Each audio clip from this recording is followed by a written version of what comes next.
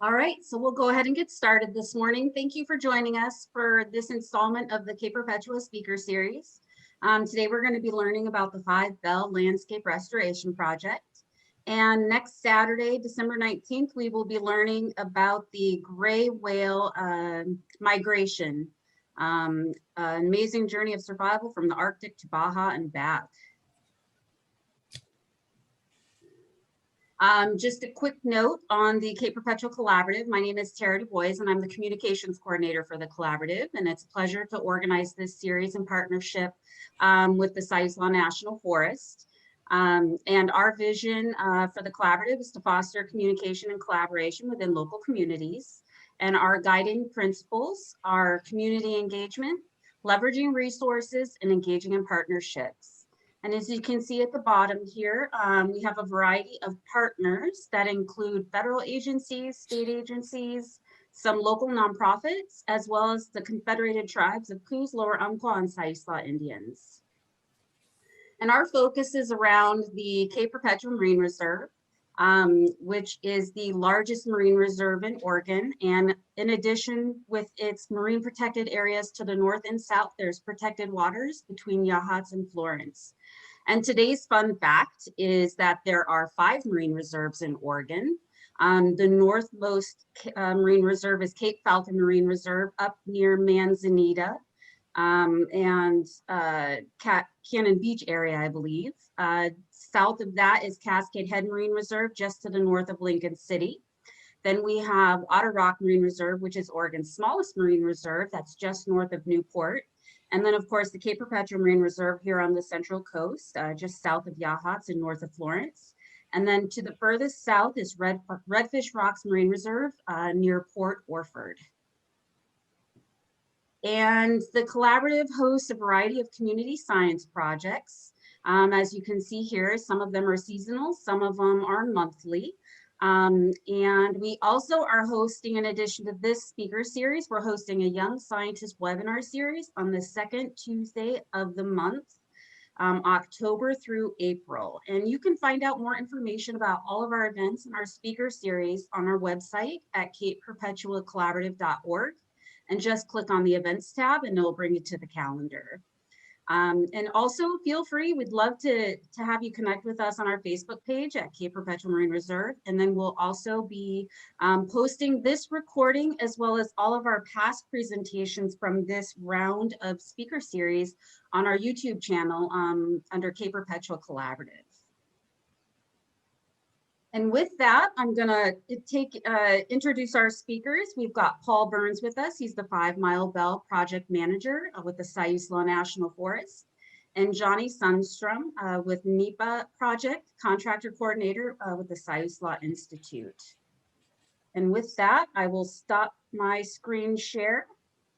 And Paul, you can pop yours up. And while Paul's doing that, I'm just going to go ahead and let you guys know that if you have any questions throughout the presentation, please go ahead and feel free to add them to the Q&A section, and then we will get those answered at the end of the presentation. And it is all you, Paul and Johnny. Thank you so much for being here. Okay, well, thanks for having us. Again, I'm Paul Burns, fisheries biologist with the Siuslaw National Forest out of the Reedsport, Oregon office. And I'll let Johnny talk for a second here, introduce himself. Yeah, I'm Johnny Sundstrom. I live and have lived in the Deadwood area for nearly 50 years. And I am the founder and still director of the Siuslaw Institute, which is a not-for-profit that works for the sustainable improvement. We've had development in this country for 500 years, so we're trying to get the sustainable improvement. And our motto to deal with my impatience is, if you're building something to last, you don't need to hurry. You can see the giraffe over my shoulder. We also have done work with the Maasai in Kenya and have worked 12 cultural exchanges, etc., with the near coast of Russia. So we get around a little bit. I'll talk more about partnerships later. But now, Paul. Okay, so yeah, we're going to talk about our 5-Mile-Bell restoration project. And first, I'll show you the partners that are involved. Forest Service and the Siuslaw Institute, the Siuslaw Watershed Council has been instrumental in the project. Working with the 2 local tribes, Confederated Tribes of the Siuslaw Indians and the Confederated Tribes of the Coos, Lower Umpqua, and Siuslaw Indians. The Elkton Community Education Center helped raise some native plants for us and provide some education opportunities. And then EcoTrust was helped with kind of some of the initial planning for the project. So let's see. So here's the 5-Mile-Bell project area up in the right-hand corner here. It's a tributary to Taconich Lake, which drains into the Pacific Ocean between Florence to the north and Reedsport to the south. 5 Mile is the largest tributary in Taconich Lake. And the lake is known to be one of the salmon strongholds for the Pacific Northwest. We have large populations of coho salmon that come back to our streams, utilizing the lakes and wetlands areas for rearing, and then come back up to the headwaters for spawning. This graph shows how strong those runs are. The blue is Lytle Creek, which is the other tributary to Taconich Lake. And then red is the 5 Mile. And then this yellow one down here at the bottom is Rogers Creek, and that's one of our productive streams in the Siuslaw Basin. And you can see that over time, the coastal lake systems are just a magnitude above production. We often get numbers of adults of 200 to 400 adults per mile, whereas Rogers Creek in good years, we get 50 or 60 fish per mile. So quite the difference. And this is Lytle Creek, the lower end of Lytle Creek, and why we believe those streams are so productive. One is the lake systems provide really good winter rearing habitat, but the lower part of Lytle Creek was never cleared or drained or homesteaded. It was maintained, it's still maintained in its fairly reference condition. It has these large clumps of native vegetation of like Douglas spirea and sedges and rushes and hawthorn and willows. And you walk through there and it's a really complex habitat. And what you see is lots of diversity out there, both elevational and vegetation wise that we talked about.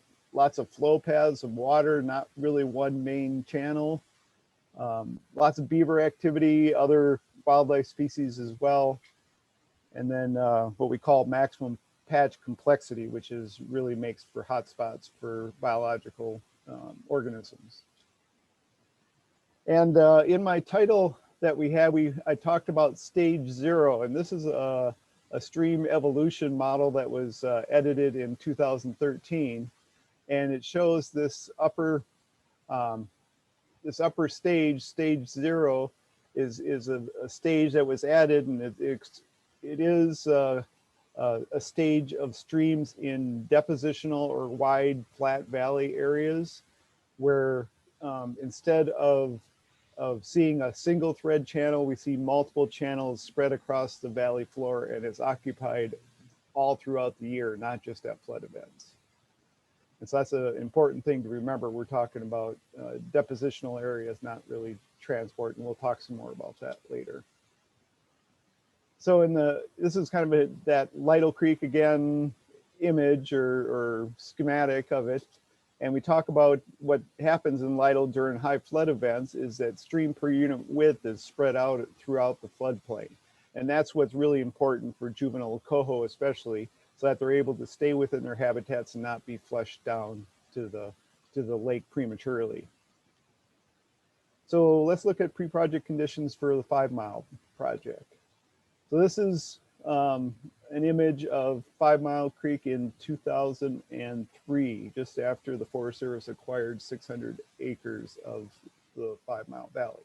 And although it is a very picturesque valley, there's something missing from the picture here. And it's over here along the edge. 5 Mile Creek has been pushed over to the side of the valley.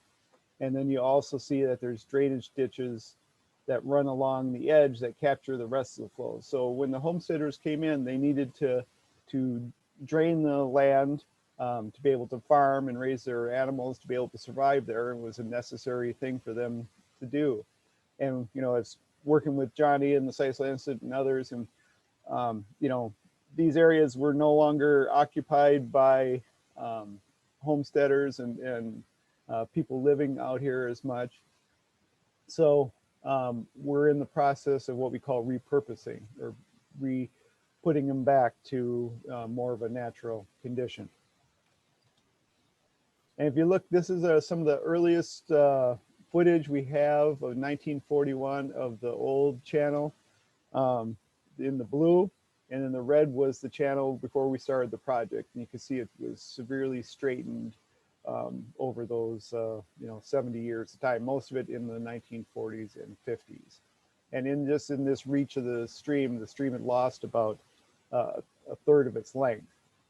And what happens when you shorten the stream or you straighten it, you increase the power of the stream, and if the stream can't get up onto the floodplain to dissipate its energy, it tends to downcut the stream, and it makes for very unstable banks, pretty poor fish rearing habitat, and a good place for invasive species to become established.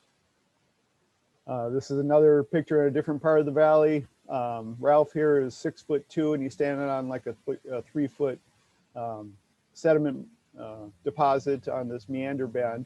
So, you know, in actuality, the bed of the stream is 9 to 10 feet below the valley floor, and in a natural system, the stream bed would be in touch with this valley floor system. And you can see the blackberries and the Canada thistle growing out here as well. So what it did, in essence, it changed a depositional valley into a transport valley, because that stream per unit width is contained within this area. Instead of being able to get on the floodplain, it's contained within the berms and the dikes and the roads and that sort of thing. And changed, even though this is a very, very flat valley, it changed it to like a transport system. So like everything was put into a culvert, and during high flow events, not much could stay within that channel. So objectives of the project, I'll cover the physical objectives, and then I'll let Johnny hit into the social. So one, we want to restore the native plant community on the valley floor, kind of patterning it after what we surveyed in the Lytle Creek Valley. We want to restore the hydrologic connectivity to the valley floor. And then by doing that, it's going to improve the summer and winter rearing habitats for coho salmon and a host of other fish and wildlife species. Johnny.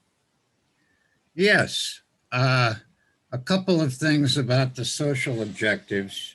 Number one, we are incredibly blessed here in the Siuslaw area, basin, and also the additional areas of the lakes, because for over 25 years, we have had an enlightened Forest Service presence that recognized the impossibility of acting alone without taking into account the communities both adjacent and within the national forest. And this has been going on for at least 25 years, when the Watershed Council was formed, when we formed the Siuslaw Institute to fill the niche between large nonprofits from outside, and then lack of any community ability to acquire grants and things like that. So I often get questions about, well, what are you doing? You're messing up the landscape. Well, one of the mottos of the Siuslaw Institute is that we can have both productivity and protection on the same landscape, same large landscapes. And so that's kind of our objective with the work that you'll see some photos of.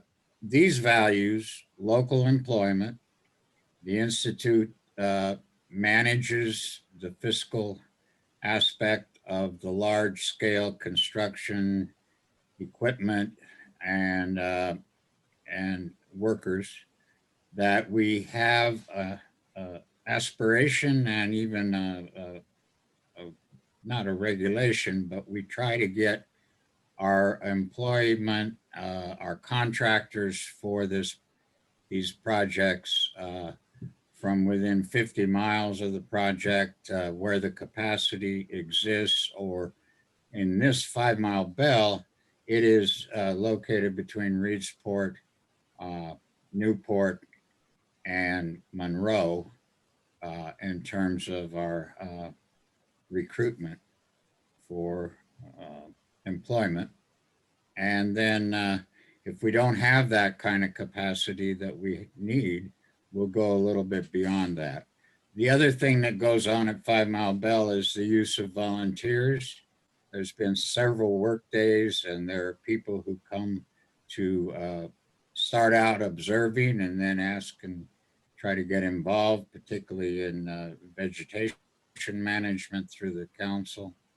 And then we have organized and carried out field trips almost every year for both people from agencies to come and see what and how we're doing, what this is, and also from schools. We've had Oregon State University classes coming fairly regularly. And so the thing about the Siuslaw National Forest, starting in about 1995, we had an enlightened forest supervisor, Jim Furnish, who went on to become Associate Chief of the Forest Service, who really understood the role and the reliance on community participation with the Forest Service. And at that time, we were just beginning a thing called stewardship contracting, or the idea of retained receipts, keeping money from sales of timber on the forest where they're generated. A little story is that Jim and I went back to DC with that idea, and we went to the Al Gore Reinvention of Government Task Force and proposed that we would be able to do some careful identification of timber and sell it and keep the money on the Siuslaw for restoration. They said, there will never come a day when receipts from government property don't have to go to the Authorization Committee of Congress, then the Appropriations Committee of Congress, and then the OMB for approval. And so guys, you're doing great work. Go on home and keep it up. 5 years later, stewardship contracting came out with retained receipts as a value. So I'll take the next slide, I think. Yeah, this is the history of 5-Mile-Bell for the construction level. And you'll see that we started in the lower end. We were removing levees that had been there to keep the water out of the bottomland. And then each year up through this past year, we've had major project work going on, except for 2019, when we took a hiatus to get 2 years of monitoring of the rainy season to see how things were working, and then came back in 2020 to kind of wrap up on a lot of the heavy duty work. A couple things that we recognize that the people, as Paul alluded to, who did the work of straightening the creeks and clearing the bottomland and doing dairy and beef and survival for their families, that they did exactly what society was asking them to do. And they did a damn good job of it. They worked really hard and burned the stumps and moved things. They then were able to do, as he pointed out, since 1940, as the World War II came to an end, there was surplus equipment, heavy duty equipment that was available, and they were able to accelerate that process to give them home. With the arrival of large-scale refrigerator trucks and beef moving all over the Western Hemisphere to get to Safeway in Florence or wherever, the competition was beyond what the local landowners could do on a large scale like this property, and it came into the hands of the Forest Service. So now, the next slide, I believe. Yeah, I get asked, the Siuslaw Institute and myself are the fiscal management of the heavy duty contracting that goes on. And I often get asked, aren't you really messing up the environment? And how can you put these big machines in there if you're trying to save fish and all that? And my basic answer is it takes the same kind of energy and equipment that made the problem. And it wasn't a problem for the people that did it. They did exactly what they were expected to do. But now that we want endangered species and other aspects and recreation and a more natural environment, we're using pretty much the same energy and the same equipment. And this is the idea of local employment. We have in the past year, in 2020, the income from various sources for the project on this level was $208,381.94. And that's been about an average for those 7 years that we've been doing this kind of work. Our three funding sources are the retained receipts out of the Forest Service. The Watershed Council gets a large grant that deals primarily with the invasive species and removal, and then the revegetation regeneration project. But they also have money for this kind of work and subcontract the Siuslaw Institute to manage that part of it. And then we have input from the Confederated Tribes to make up the total of, as I said, $208,000 this past work season. Next slide. Yeah, just a couple more of the equipment. I get asked, that's what comes out of the new meander of the creek going down the valley and all the work that goes on. And then this will be used in filling the old straightened channels. I get asked, aren't you really threatening wildlife? And what happens? I mean, you're just disrupting so much. And I will say that in a project we were doing up here in Deadwood,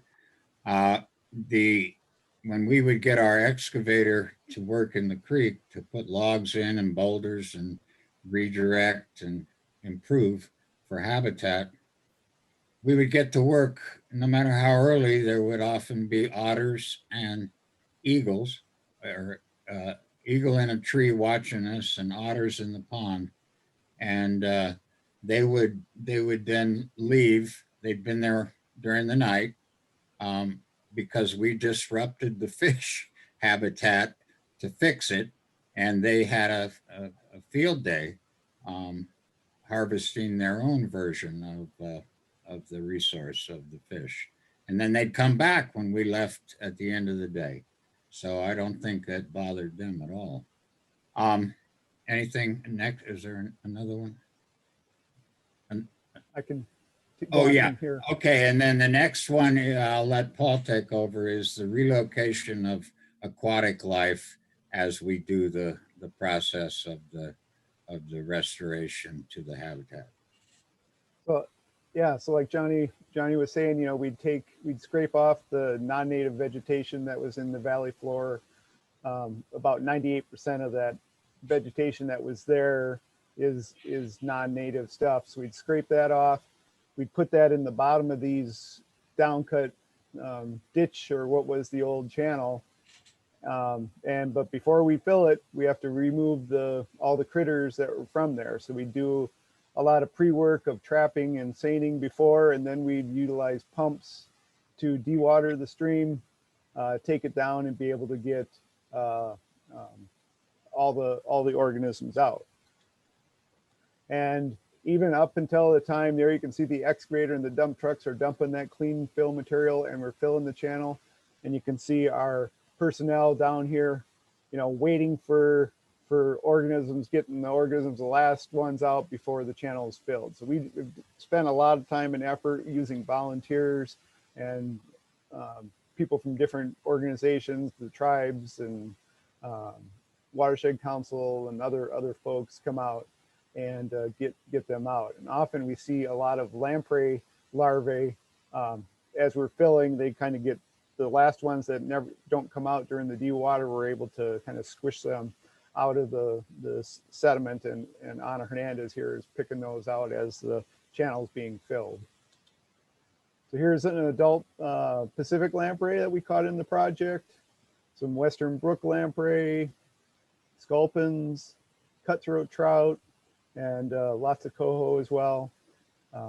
Giant Pacific salamanders and other amphibians, and also really healthy population of freshwater mussels, the Western pearl shell. So in the years of filling the channel, just to share with you how many organisms we had to move, we've moved over 84,000 lamprey larvae, 33,000 sculpin, 20,000 Western pearl shell mussels, 49,000 stickleback, 25,000 coho, and 11 other species. As you can see that these areas are like really productive valley bottom areas. After we get the channel filled and restore the water to the surface, then we utilize, again, work with the Siuslaw Watershed Council. We hired a contractor to develop a revegetation plan, separate the valley into these polygons, and then refine these polygons even further to plant native species out there and get the native populations of plants back on there. Now, we don't expect the plants to stay in these polygons because you know, Mother Nature does what Mother Nature wants to do, but we at least give the plants an opportunity to have a population established and then to spread throughout the valley into the conditions that they so desire to be in. And here's the crew hard at work. This was some of the earlier work, and spreading native grasses and forbs as well. And this area is in our phase 3 area, and this is really what we were kind of looking for, this sort of mix of species out there. There's all kinds of sedges and rushes and willows and spirea and native grasses and other stuff that are out there. And so we've planted over 70 native tree, shrub, forb, and grass species, totaling over 185,000 plants, plus pounds and pounds of native grass and forb seed that we've spread throughout the valley. And one of the reasons for our staged event, why it took almost a decade to move up, is that we didn't want to overtax our native plant sources And so we thought by splitting it into phases, we'd be able to keep up with our local nurseries or our local nursery would be able to keep up with our planting needs. We've also planted some culturally significant plants such as Wapato and camas out in the valley, and those species are doing really well out there. And our tribes have been pleased to see the response to these plants out there. I'll go through some before and afters for you. So this is in phase 4. This is in Lower Bell Creek project the phase of the project that we completed in 2018, just a couple years ago. So here's the old channel. You can't see it. It's down 8 feet or so below the valley floor. These are Himalayan blackberries that are hanging over, non-native pasture grasses, reed canary grass, and lots of Canada thistle. So pay attention to this maple right here. So this is in 2018. Again, here's those maples. We have the excavator out there. We filled the channel, put all that non-native grasses and blackberries down in the bottom of the channel, used the clean fill to put over the top, spread wood across the floodplain for roughness. And then again, we did that in August of 18, and this is April of 19. So 7-8 months later, we had a good storm event. And yes, storms are a good thing for our natural resources. Again, here's these maples. And you see the water is spread across the valley here. Historically, when that water was contained within the channel, if you would have stepped into that channel, you would have been washed down to the bridge about 1.5 miles down below here. Now you can, when these floods come up, you can walk across this, and it's 2 or 3 feet deep across. It's deeper in some spots, but the flows and the energy are just gone from that, and it's depositing those fine materials. You can actually see through the water during flood events. And then this is the way it looks. Again, here's those maples in 1.5 years after the project, and you can see the water is spread across the floodplain. Lots of native species, very few non-native species that have come up, and the vegetation is very diverse, and it's going to be phenomenal as this gets a few more years of growing in. And we know that from some studies that are done, this is done in the Sacramento River, that fish, juvenile salmon that can get into the floodplains grow so much better, are so much more healthier than fish that are contained within canals or in downcut river systems. This is from, like I said, the Sacramento River system. And these fish were out actually just in rice paddies out alongside the river there. So we returned to what we call stage 0, that upper part of the stream evolution where we've dissipated that energy across the valley and added a lot of diversity of habitats. A few more before and afters. So this is down in stage 1, the first phase that we did. And so this is a year after, 1.5 years after the project. And then this was in 2018. And you can just see the vegetation. Down here, we didn't get as much water onto the surface of the valley as we would really have liked to, like we're doing in our later phases. But our vegetation, native vegetation, has really come on over the last couple years. And this is what it looks like in those willow, dense willow areas. This is taken from the ground looking up, and just the willows are really, really dense and growing, and they're like 15 feet tall now.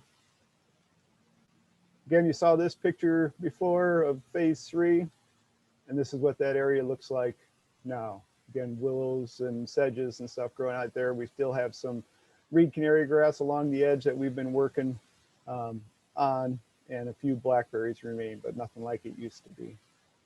This is that original picture we showed of the valley, and this is in 2018 again. Water spread across the valley floor and native veg spread throughout.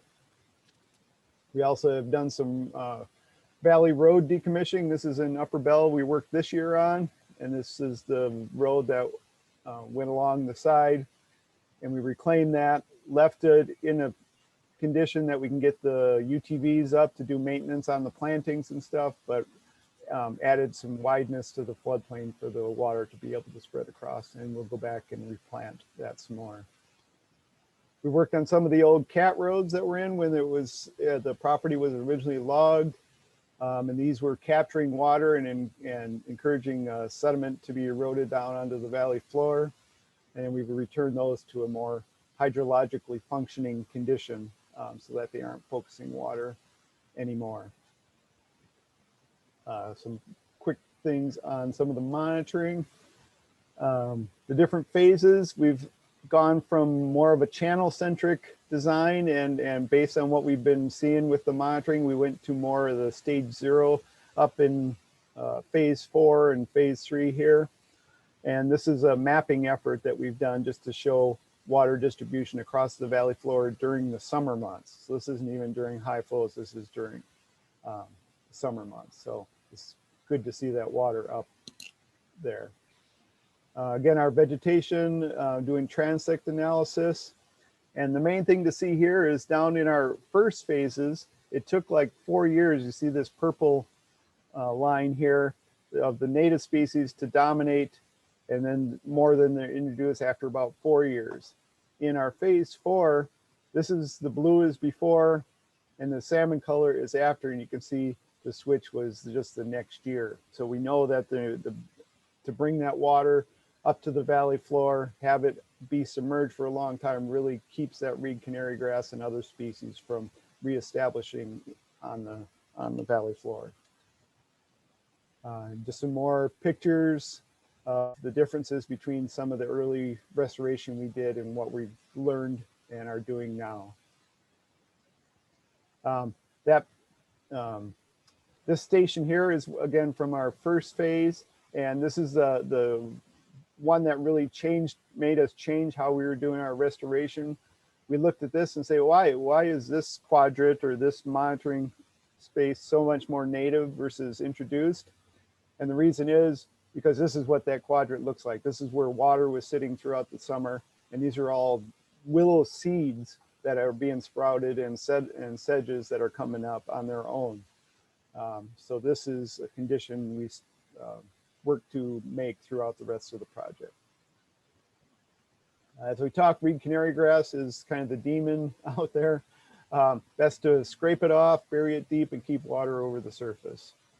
We use some herbicides out there. We try to use as little as possible. So by bringing the water up to the valley surface, it really minimizes the amount of herbicide that we have to use. If you can't get rid of your reed canary grass, it's really difficult to get native species reestablished. You have large willow stock and a lot of maintenance to keep the grass down so that the plantings aren't overcome with the reed canary grass.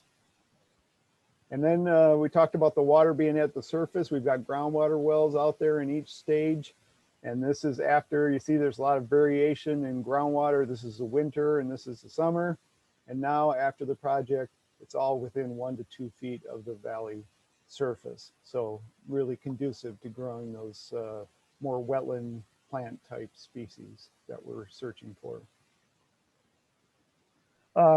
Not to get too nerdy with stuff, but if people are interested, this is a new paper that's come out by Paul Powers and Matt Helstab with the Forest Service and Sue Nizgoda with the Gonzaga University.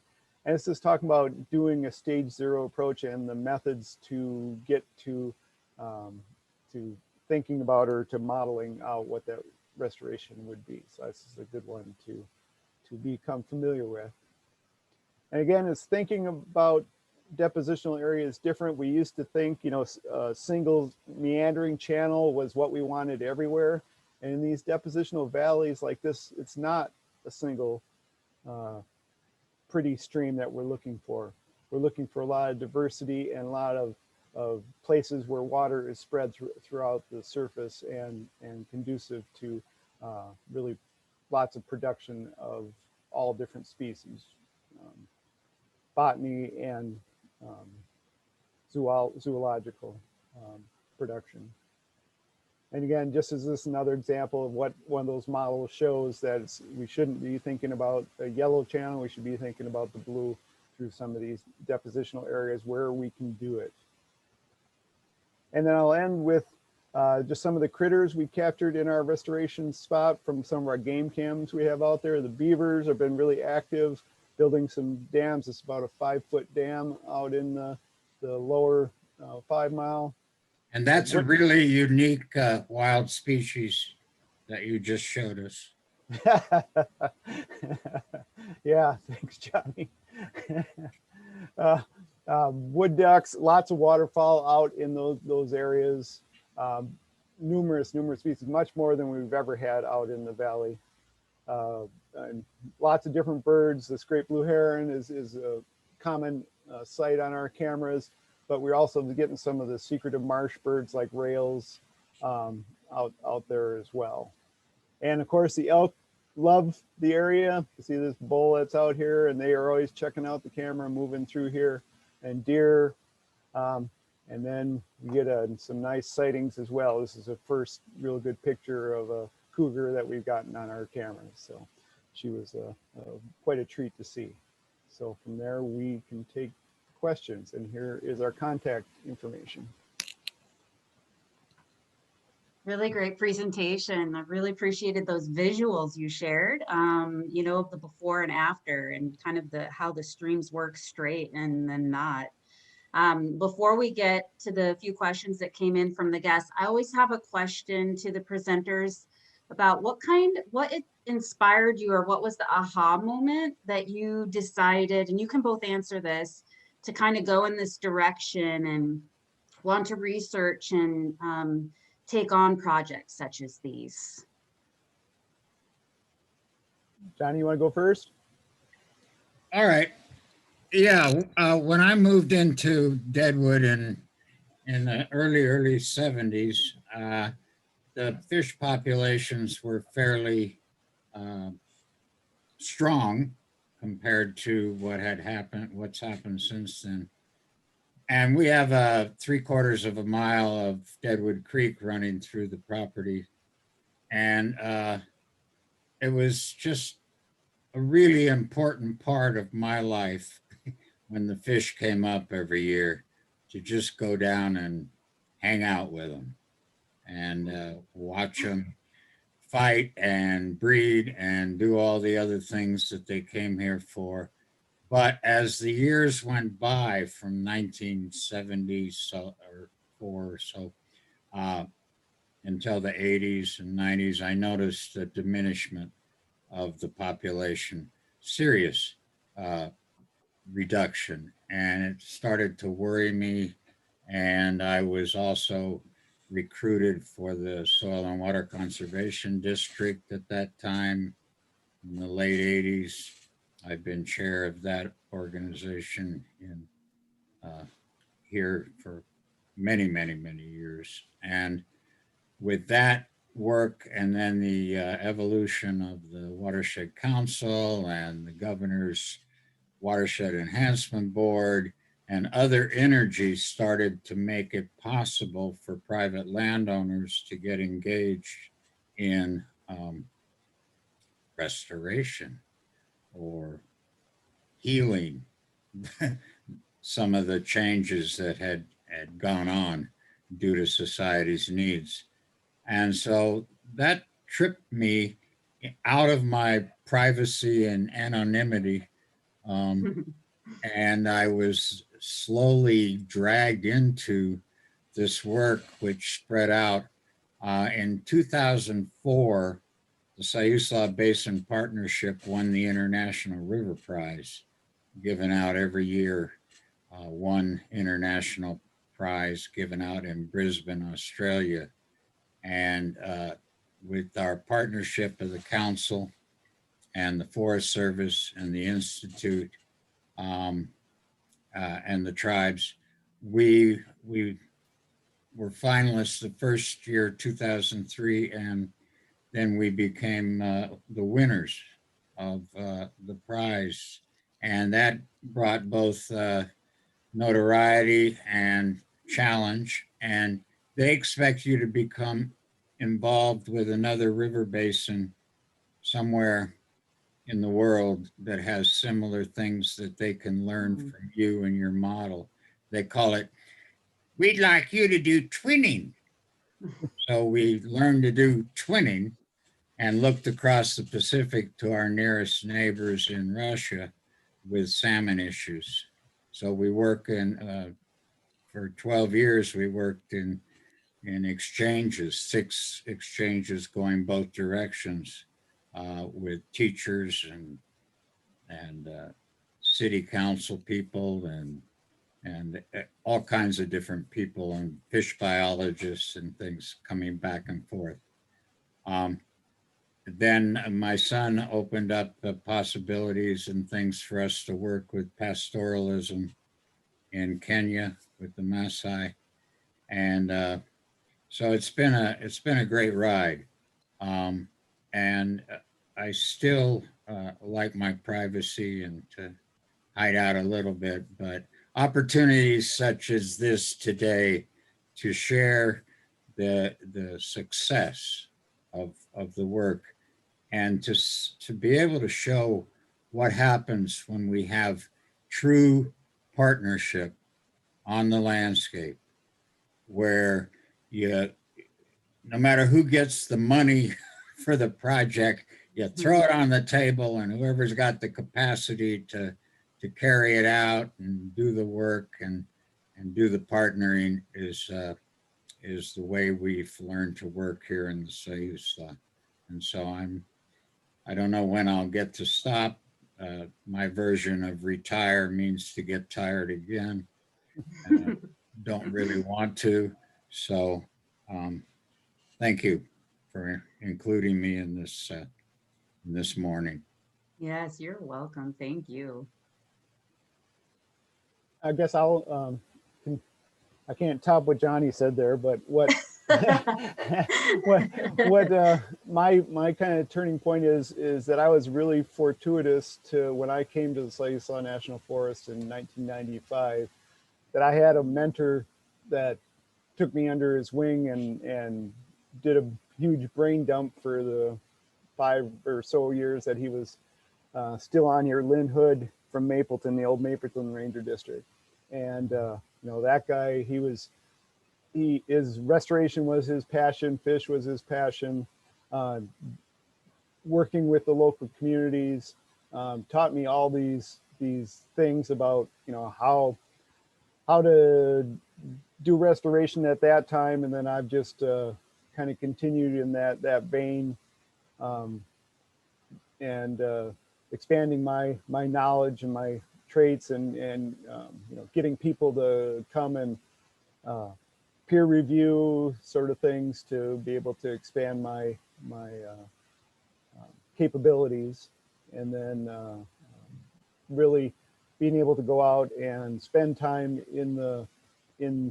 along the streams and in the watersheds and understand how they're functioning, and get a good vision for what's needed to bring them back to a functioning condition. So I give a lot to Lynn and his teaching and in those early years. Cheers to partners and mentors, huh? Yep. All right, so let's jump into some questions. What makes Wapato a culturally significant plant? So there, and I don't want to misrepresent, but the way I've heard it, it's like a substitute for a potato, that the roots are edible, and they have used it for years as a food source out of the wetlands. So. Okay, and then did you reseed, or did the plants come back when the changes made were compatible with natural species?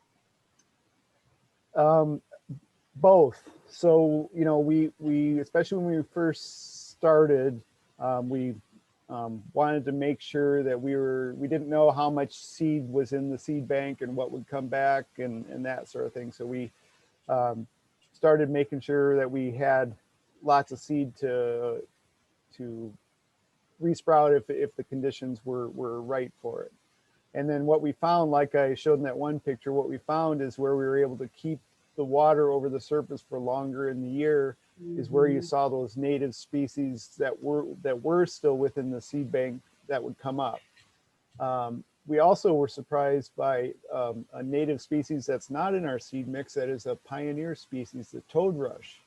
And that toad rush would come up and it would be throughout the disturbed system that first and second year. And after a while, it just sort of disappears from your species that are out there. So it's a really good pioneer species to stabilize soils and provide a good environment for the native plants to come up in, and keeps the reed canary grass from seed from establishing as well. Nice. I would Oh, like to make a comment on what Paul called the demon reed canary grass and how it got here. The landowners and ranchers in the area, for example, on Fivemile-Bell, they didn't have baling equipment and they didn't have efficient ways to fill a barn with the hay, and you can't have grass growing for your cattle and your dairy or beef all winter long. So they would store loose hay, and it was very bulky and took a lot to get through the winter. So they imported reed canary grass because it was the earliest sprouting, growing, edible food that the cows could begin to replace the hay that was running out in February, March. And so it was very compatible with this environment and the rain in that part of the year. And so it was here for a purpose. It enjoyed its visitation and then became a demon pest to a lot of people. And it is now part of that transformation to return to a previous vegetation reality, like some of the other things that we're doing with restoration. But I don't blame the homesteaders who took the message from society. We want you to go out there into that landscape and clear it and raise farms and families and become a valuable part of society. And they did it. And they did a damn good job. And now society has different goals and aims with that same landscape. And that's yeah. what we're involved in. And then how is the Scotch broom doing out there? When we first started, there was just one small patch of Scotch broom that was on the project area, and we've been working on it. It's down.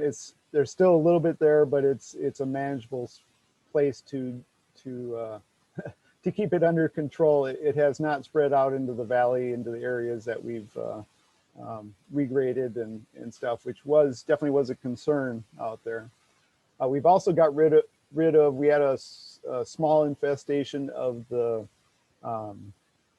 knotweed.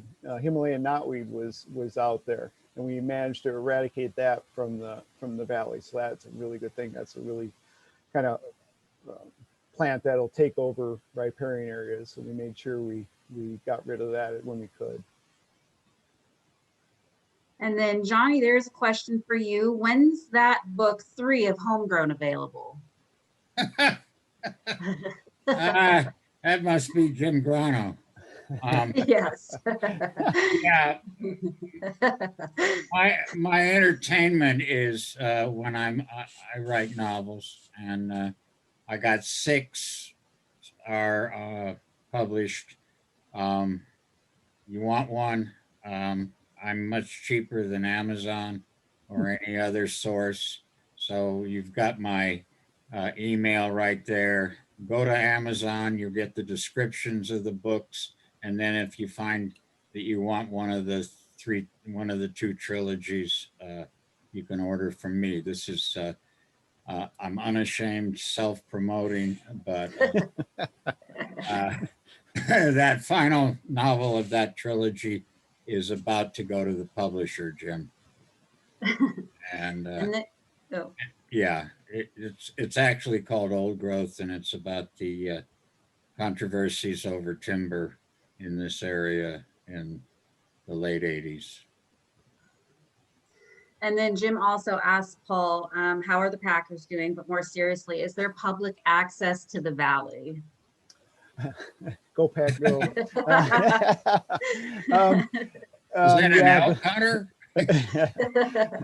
So the valley is not open to vehicle access, but it is open to public access. You can park by the gate there. Please don't park in front of the gate because people are coming in officially for times, but you can park by the gate and you can walk up the road and see the valley. You know, it gets a lot of use during elk hunting season, and bear hunting is allowed up. You know, all hunting is available up there. A lot of people go up there and hike and bird watch and hunt mushrooms and all those sorts of things. So those are all, you're all able to go up there just by foot or bike. Yeah. And I wanted to make sure on the revegetation questions that I'm talking as a group because there's a lot of support that I get behind the scenes for that veg. Kyle Terry from the Watershed Council has been instrumental in the revegetation work, and then Armin Rybicki and other botanists over the last 10 years have been amazing to work with, and from the Forest Service to get us to the spot we're at. And then what role do lamprey play in the ecosystem? And have you seen an increase in salmon populations? So the lamprey are one of the understudied species that we have. Person that used to work for me and now is a lamprey expert, Ralph Lampman, works for the Yakima tribes in Washington, is one of the experts on lamprey and in the Pacific Northwest. You know, and he kind of talks to them about them being the earthworms of the stream bed, that they're the larvae live in the soils or down the sediments for up to 7 years before they go to the ocean, of the Pacific lamprey anyway, before they go to the ocean and then go back to spawn in their habitats, back in the streams. But so they're really helping with the decomposition and the reallocation of nutrients in the system. Similar, like you said, similar to earthworms, and just a very important part. And their populations in some places are really, really low because the habitats have been destroyed and not known. And a lot of people don't like snakes or things like that, but they're an awesome species to see. We get quite a few of them at our Knowles Creek smolt trap as well, that we run just above Mapleton during the spring. And we learn a lot about them each year. So they're a unique species, and one that should be maintained and restored in our ecosystems. Mm-hmm. Mm-hmm. Yeah. Tara, in answer to that kind of question, we all worked together prior to Fivemile-Bell on Karnofsky Creek, which is a basin right down near the estuary of the Siuslaw River. And in the couple-mile homesteaded bottomland area, when we started that work as partners, there was, I believe, Paul, one beaver colony, perhaps. Yes. And by the time we finished the restoration and packed up and got out of the way, I think 20 beaver locations or something like that. Wow. So that's kind of symbolic in a way, but it's also useful to the habitat, because the ponds that they make are very vital and beneficial to the native salmon youth, juveniles. Mm-hmm. And then let's take a look here. So the same Where thing do will be happening in 5-Mile-Bell. I'm sorry to interrupt. where do you put all the organisms that you pull out of the channel and keep them safe until you put them back? Yeah, so each phase is different when we did that, and we'd select prior to doing the dewatering and the relocation, we'd survey the stream, kind of figure out where the best place to put them, either upstream or downstream of the project was going to be. Most of the time we'd take them downstream of the area, down to some of the initial restoration sites down below for them to live there, because there was quite a bit of habitat that was available down there, and our stream temperatures were suitable there, and any turbidity that was in the water during our restoration would settle out prior to getting down there. So often it was downstream, but sometimes we'd take some upstream as well. And then we found that the critters are re-establishing in those regraded areas fairly quickly. So. And then our last question, how does one access the area to go hiking? So the easiest way to tell people, it's not necessarily the quickest way, but the easiest way is to between Florence and Reedsport, as you're driving down towards Gardner, just before you drop into Gardner, there's a road off of 101 that says the 5-mile road, and you stay on that 5-mile road. It's a turn to the east or to the east of 101, and you follow that 5-mile road for 9.72 miles, and you come to a silver gate that's on the east side of the road. The gate on the west side is a private landowner. Gate on the east is the Forest Service. And you can park there and walk up from there. Very And it's cool. just before the road starts to go up and over the adjacent ridge. Yep. Very cool. And just a couple comments here of folks saying, remarkable, successful partnership. Thank you for the very interesting presentation. And then a copy of this will be available to share. It will be on the Cape Perpetual Collaborative YouTube channel by Tuesday. And if you've registered for this presentation, which those of you on here have, you will get an email with those links. And with that, I thank you so much, Johnny and Paul, for the very informational presentation. Learned quite a bit and really grateful for that and all the work that you guys are doing down there. I look forward to going and checking it out sometime. And with that, I hope you all have a great weekend. Thanks, Tara. Have a good day, everybody. Bye-bye. Thank you.